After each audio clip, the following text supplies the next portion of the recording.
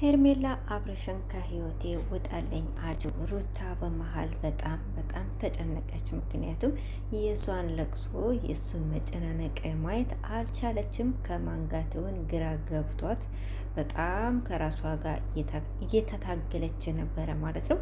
ልታቅፋትም ዝም ልትላትም ግራ ገብቷት። አሰላሙ አለይኩም ወራህመቱላሂ ወበረካቱ። ቤተሰብ እንዴት ናችሁ? ሰላም ናችሁ? አልሐምዱሊላህ እኔ ጋር ሁሉ ሰላም ነው። በያላችሁ በሰላማችሁ ብዙ ተተረፈ ይበለን። ውድ ቤተሰቦች እንግዲህ ሰላንተና ሄርሜላ አብርሽን ከህይወትህ እንድወጣ ፈቃድልኝ ነው ያለችው። በነገራችን ላይ ማለት ነው አንድን ሰው ከህይወቱ ሲያስወጣ ያንን ሰው ፍቃድ አይደለም የሚጠይቀው፣ የራሱን ፍቃድ ነው የሚጠይቀው እና የአብርሽን ፍቃድ መጠየቅ የለብሽም በመጀመሪያ ማለት ነው።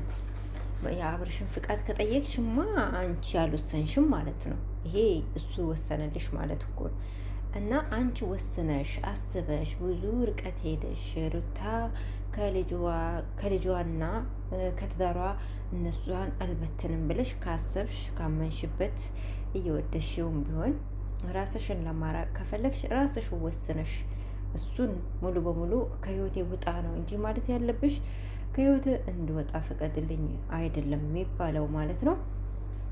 ለማንኛውም ከህይወቴ ውጣልኝ ያው ለማለትም ነው።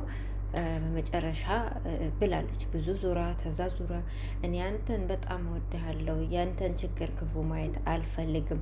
እኔ እኮ ምለው ማለት ነው እንደዚህ እያለቀሱ መለያየት አለ ወይ? እንደ እውነት እንነጋገር ከተባለ እንዴ አንድን ሰው ልትለዩት ከፈለጋችሁ ቢያንስ እንኳን ከፊቱ እንዴት እንባችሁን ታሳያላችሁ እንዴ? ለምን ደካማ ሆናችሁ ትታያላችሁ? ቢያንስ እንኳን እዛ ሰው ፊት ላይ እንደምንም እንባችሁን ተቆጣጥራችሁ ጠንከር ብላችሁ ቆማችሁ ተደብቃችሁ ነው እንጂ ማልቀስ የእውነቴን ነው ብላችሁ አንድን ሰው በነገራችን ላይ እዚህ ጋር አሁን ሄርሜላ ከነገራቶች አንጻር እያየቻቸው ካሉት ነገራቶች አንጻር ይሄ ነገር ብትወስን አይፈረድባትም። ምንም እንኳን ከራሷ የመጣ ውሳኔ ፍላጎት ቢሆንም አይፈረድባትም። ምክንያቱም ምንም በማታውቀው ነገር ውስጡ ያው እሷ ገና ለገና ጤነኛ ሲሆን ወደ እኔ ይመጣል ብላ ስትጠብቀው የነበረው ሰውዬ ጭራሽ እሷ ነው ተወቃሽ አርጓት እርፍ አለ።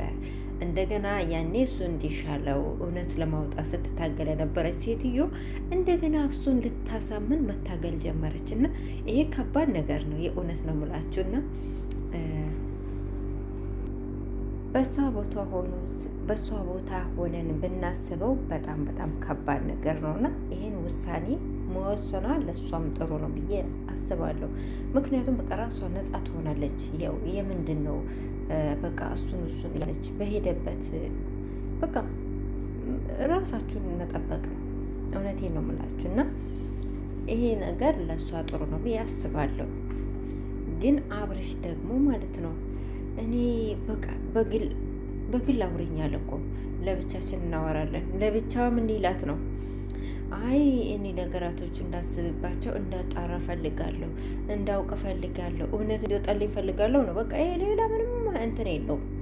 እሷ አንድ ላይ የጠራቻቸው ሁለታቸውንም በመካከላችሁ እኔ ገብቼ ካነበረ ይቅርታ ለመጠየቅ ነው። ሌላ ነገር አልነበረውም ማለት ነው። ሁለታቸውንም በአንድ ላይ ይቅርታ መጠየቋ ትክክል ነው አይደለም የሚለው ቦታው እንዳለ ሆኖ ማለት ነው። እሷ ግን ከዚህ ነገር ብትወጣ ለእሷ የተሻለ ነው ማለት ካሁን በኋላ ቆይታ ሌላ ከምትጎዳ ማለት ነው። ጊዜዋንም ከምትጨርስ እችን የመሰለች ሴት ማለት ነው ስንት ወንድ የምታሰልፍ ሴት ከሱ ጋር ምን አንከራተታት? በቃ ህይወት ይቀጥላል። አንዱ ቢሄድ አንዱ ይተካልና እሷም የራሷን ህይወት መቀጠል አለባት ብዬ አስባለሁ። ውሳኔዋ በጣም ጥሩ ነው ብዬ አስባለሁ። ሩታ ግን እውነቴን ነው ምላችሁ፣ ወይኔ ሩታ እኮ የዋህ ናት ሩትዬ ማለት ነው። የእውነት ነው ምላችሁ። ታውቃላችሁ እሷ ከህይወታቸው ብትወጣ በጣም ደስ የሚላት የመጀመሪያ የምትደሰተዋ ሩታ ናት። ነገር ግን ስታለቅስ አላስቻላትም። የእውነት እንደው ቅፍ አድርጋ በቃ ብታባብላት ደስ ይላት ነበር። በቃ ይሁን እሷንም ልትይዛት ትሞክራለች። ወደ አንድ በኩልም በጣም ነው የጨነቃትና በጣም ተጨነቀች። አብርሽ ደግሞ የሆነ ምስጢር ነገርም ሊያወራ ፈለገ። ሩታ አለች። በቃ ሶስታቸውም ተምታቶባቸው ነበረ። የእውነቴን ነው የምላችሁ፣ ተምታቶባቸው ነበረ ማለት ነው። ሩታ እሷን ለማረጋጋት እየሞከረች ነበር፣ ግን ደግሞ ደስም ብሏታል በአንድ በኩል ደግሞ ስታለቅስ አላስቻላትም። የእውነት በጣም ተሰምቷታል ማለት ነው። ምክንያቱም ታውቀዋለች የወደዱትን ሰው ማጣት ከባድ ነገር እንደሆነ ታውቃለች። ምክንያቱም እሱን ላለማጣት ነው ይህን ያህል ትግል እያደረገች ያለችው ማለት ነው። የአሸናፊነት ስሜት በሰዓቱ አልተሰማትም። የእውነት ለመናገር አዝናለች።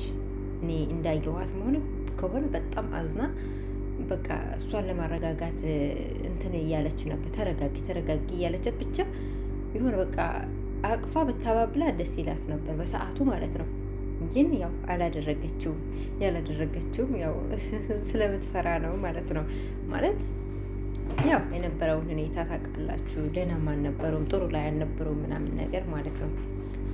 አቶ አብርሽ ደግሞ ያረገውን ካረገ በኋላ አሁን ይህን ውሳኔ እንዴት ነው የወሰንሽው?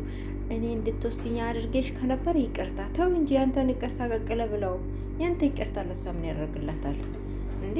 እሷ ከተጎዳች በኋላ ይህን ያህል ከተበደለች በኋላ እኔ እኮ የሚገርመኝ ሰዎች ማለት ነው የፈለጉትን ነገር አድርገው ጎተዋችሁ ረግጠዋችሁ እንደፈለጉ ተጠቅመው ሲያበቁ እንደፈለጉ የሆነ ነገራቸውን በቃ የልባቸውን አድርሰው ከዛ ቀላል ነገር ይቅርታ ይላሉ። ይቅርታ ምንን ይመልሳል? ምንም አይመልስም። የእውነት አንዳንድ ሰዎች ከይቅርታ በላይ ምን አለ ምናምን የሚባል ነገር አለ ማለት ነው። ይቅርታ ምንም ሊመልስ አይችልም። የተሰበረ ልቧን ሊጠገን አይችልም። ምንም ነገር አይቀየርም ይቅርታ ማለት ነው።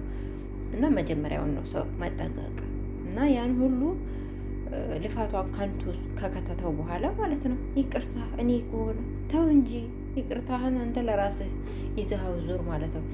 ለማንኛውም ሄርሚዬ እንግዲህ የተሻለውን እንዲሰጠሽ ምኞቴ ነው። ህይወት ይቀጥላል። ብዙ ነገር ይጠብቅሻል። አንቺ ገና ልጅ ነሽ። ገና ሮጠሻል ጠገብሽን ቦቆቅላ ብላለች ሩታዬ ማለት ነው። እና ገና ብዙ ነገር ይጠብቅሻል። የተሻለውን እንደው በቃ ምን ልበልሽ ከሱ የተሻለውን የሚያስብልሽ የሚወድሽ ከምንም በላይ የሚያከብርሽ ወንድ ይስጥሽ ማለት ነው። በቃ ህይወት ይቀጥላል። ከህይወታቸው ውጪ ህይወትሽንም አትርፊ። የእውነት ከእንደዚህ አይነት ዛዛታ፣ ጫጫታ፣ የህፃን ልጅ ጫወታ ማለት ነው ራስሽን አትርፊ። ጥሩ ውሳኔ ነው፣ ቀጥይበት እላለሁኝ። እንግዲህ